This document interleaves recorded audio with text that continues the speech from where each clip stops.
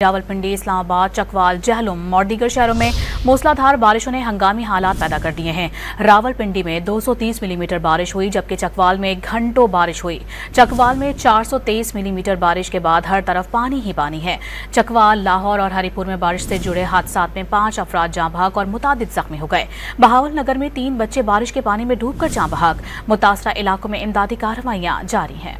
इस्लामाबाद और रावलपिंडी में मूसलाधार बारिश से सैलाबी सूरत हाल पैदा हो गई। बारिश का सिलसिला वक्फे से अब भी जारी है।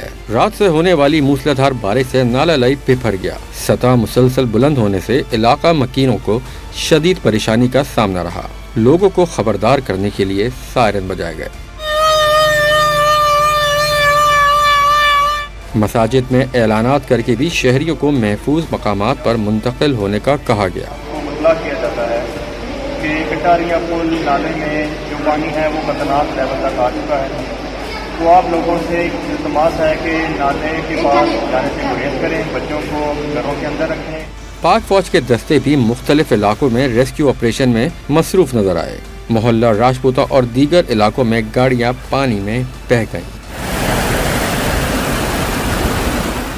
चक्री के गांव लादिया में सैलाबी पानी में फंसे एक खानदान को हेलीकॉप्टर से रेस्क्यू किया गया।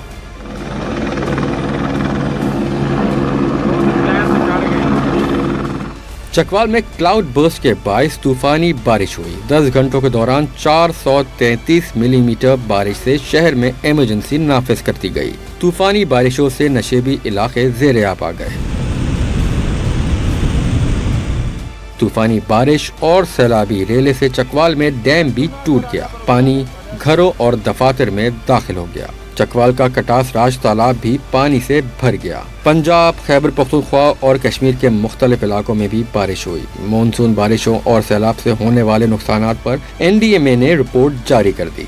बताया गया कि गुज़िश्ता 24 घंटों में पंजाब में 8 लोग जान की बाजी हार गए। 11 अफराद जख्मी भी हुए। अवाम से अपील की गई कि बरसात के दौरान एहतियात करें और बिजली की तनसीबात से दूर रहें।